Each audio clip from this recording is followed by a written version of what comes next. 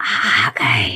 नमस्कार दोस्तों, आज की कहानी सुनने के बाद आपकी रूह कांप जाएगी, क्योंकि ये इंसान जो है वो किसी सुनसान जगह पर नहीं गया था, किसी ऐसे जगह पर नहीं गया था जहां पर उसको चीज़ें पता ना हो।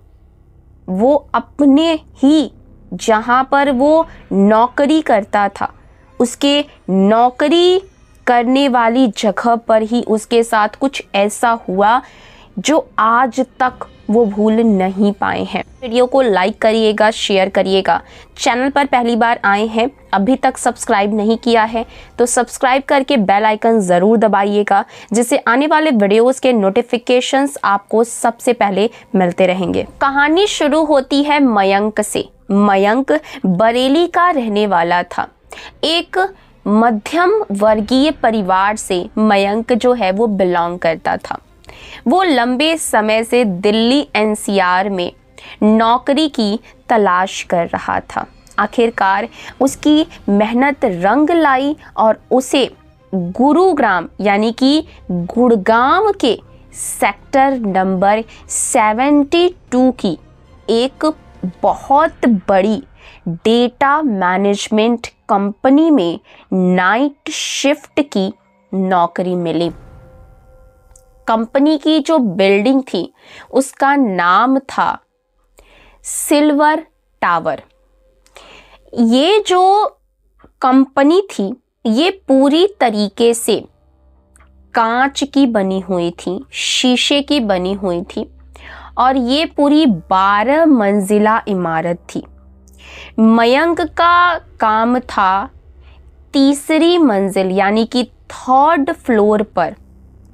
इस फ्लोर की बनावट जो है वो बाकी फ्लोर से थोड़ी सी अजीब थी। चारों तरफ बड़े बड़े कंप्यूटर के सर्वर लगे थे, जिनमें से लगातार एक हल्की बीप और एसी के हूं हूं की आवाज़ आती रहती थी।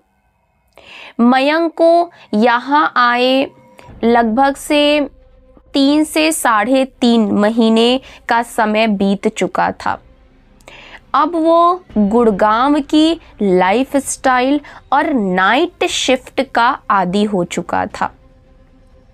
वो दिन में सोता था और रात को जागता था अपने शिफ्ट पर।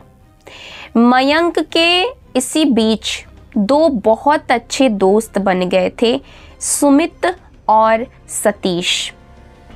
ये तीनों हर रात 2 बजे वाले स्नैक ब्रेक का बेसब्री से इंतज़ार किया करते थे। ये ब्रेक उनके लिए ताजगी का ज़रिया था। आपस में बैठ कर के बातें करते थे, खाते पीते थे।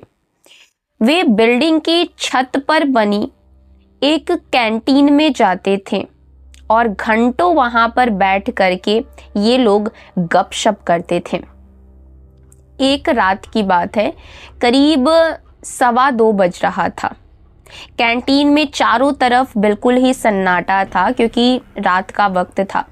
सतीश जो उस कंपनी में लगभग से 5 सालों से काम कर रहा था, अचानक उसने बहुत ही गंभीर होकर के बोला, मयंक, तूने कभी नोटिस किया है कि हमारे फ्लोर के उस आखिरी कोने वाले रिलैक्सेशन जोन में कभी कोई सफाई करने वाला भी नहीं जाता? मतलब कि वहाँ पर कोई भी, एक नॉर्मल इंसान तो छोड़ो, सफाई कर्मी भी नहीं जाता। मयंक ने हंस करके कहा, अरे वहाँ तो अंधेरा रहता है, शायद इसीलिए कोई नहीं जाता और वहाँ पर कोई काम भी नहीं होता है। सतीश ने उसे पास बुला करके बहुत ही धीमी आवाज़ में कहा, नहीं मयंक, वाह, मामला कुछ और है। वहाँ कुछ और है। उस जोन में एक नीली लाइट वाला कमरा है। कंपनी ने उसे एम्प्लॉयज के आराम के लिए बनाया था। लेकिन 2 साल पहले वहां एक ऐसी घटना हुई जिसके बाद से उसे अछूता मान लिया गया और उसको कोई भी यूज़ नहीं करता है। लोग उसे रात की दावत कहते हैं। मयंक को जिज्ञासा हुई। उसने पूछा, दावत? कैसी दावत? सतीश ने बताया, वहाँ रात को 3 बजे के बाद किसी के सिसकने और चूड़ियों के खनकने की आवाज़ आती है। कहते हैं कि जो भी उस वक्त वहाँ अकेले जाता है उसे महसूस होता है कि कोई उसे बहुत करीब से देख रहा है। वहाँ की हवा में ऐसी कशिश है, ऐसी खिंचाव है कि कोई भी इंसान वहाँ पर खींचा हुआ चला जाता है, जैसे कोई उसे अपनी तरफ बुला रहा हो। लोग कहते हैं कि वो अनजान साया एम्प्लॉयज के साथ एक अजीब सा खेल खेलता है। सतीश ने चेतावनी दी कि मयंक, चाहे जो भी हो जाए, 3 बजे से 4 बजे के बीच उस गलियारे की तरफ कभी झांकना भी मत। जाना तो दूर रहा, झांकना भी मत। वो बुलावा बहुत मीठा होता है, बहुत सुनहरा होता है, लेकिन अंजाम बहुत बुरा होता है। 2 दिन बाद सतीश जो है वो छुट्टी पर था। मयंक ऑफिस में अकेला था और रात के करीब 3:15 बज रहे थे। अचानक मयंक के कान में एक बहुत ही सुरीली गुनगुनाहट सुनाई दी, बहुत मीठी, सुनहरी, दिल को छू जाने वाली। उसे लगा जैसे कोई लड़की बहुत दूर से कहीं पर गाना गा रही है। मयंक का दिमाग बिल्कुल ही सुन्न पड़ गया। उसे सतीश की चेतावनी याद आने लगी, लेकिन उसका मन उसे उस नीली रोशनी की तरफ खींच रहा था। मयंक अपनी कुर्सी से उठा और दबे पांव उस गलियारे की तरफ धीरे धीरे आगे बढ़ने लगा। जैसे जैसे वो उस गलियारे के करीब जा रहा था, मोगरे के फूल की खुशबू और तेज होने लगी।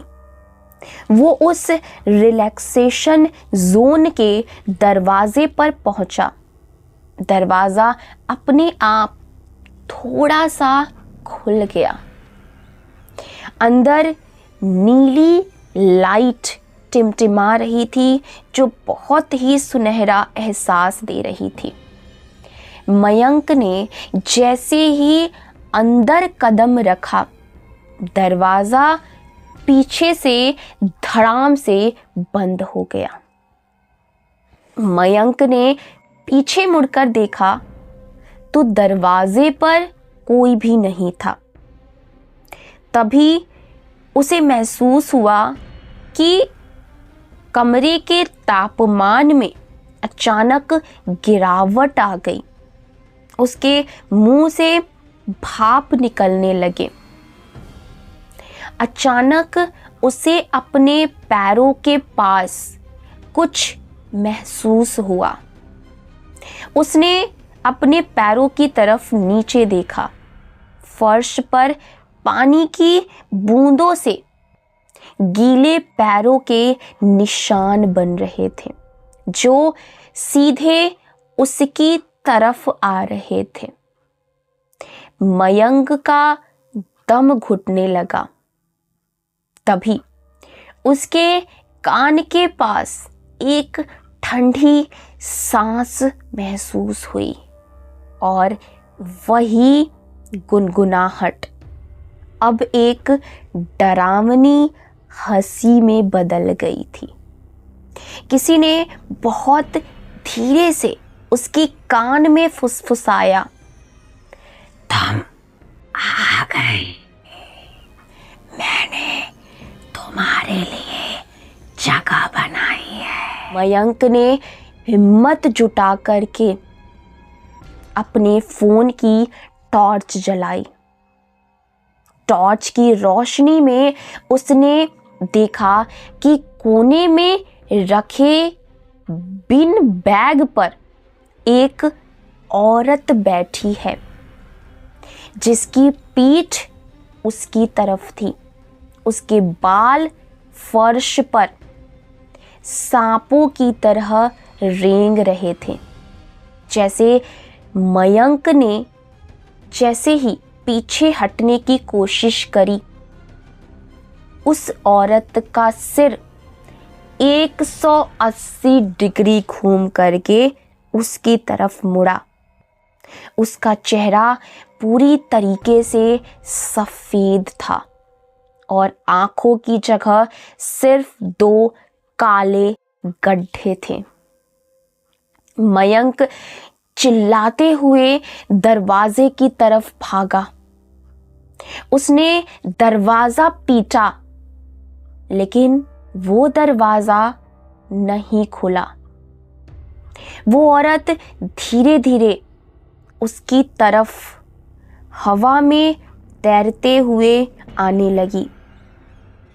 मयंक ने अपनी आंखें जोर से बंद कर ली और वो जोर जोर से हनुमान चालीसा पढ़ने लगा।